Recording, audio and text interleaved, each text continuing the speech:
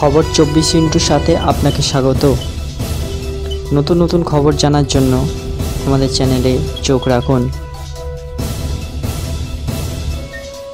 কাটামুন্ডু উদ্ধার হওয়ার 24 ঘন্টার মধ্যেই একজনকে আটক করলো পুলিশ। শুক্রবার গলফ গ্রিন এলাকায় আবর্জনার ভ্যাটের মধ্যে থেকে উদ্ধার হয় এক মহিলার কাটামাথা, লেগে আছে কাঁচা রক্ত। সেই দৃশ্য দেখে সাফাই কর্মীরা খবর দেন পুলিশকে।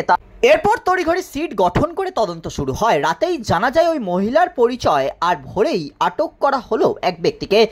আতিকুর নামে এক ব্যক্তিকে আটক করেছে পুলিশ। পুলিশ সূত্রে জানা যাচ্ছে, শুক্রবার ভোর রাতে ওই এলাকায় আতিকুরের গতিবিধির প্রমাণ পাওয়া যায়। সিসিটিভি ও টাওয়ার লোকেশন চিহ্নিত করেই পুলিশ তদন্ত করেছে বলে সূত্রের খবর। ক্লোজ সার্কিট ক্যামেরার ফুটেজে আতিকুরের উপস্থিতির প্রমাণ পেয়েছিল পুলিশ। কলকাতার পুলিশে তদন্ত শুরু করার পর অপরাধীকে ধরতে আশেপাশের পুলিশ জেলা ও কমিশনারেটের কাছেও পাঠিয়ে দেয় আতিকুরের ছবি।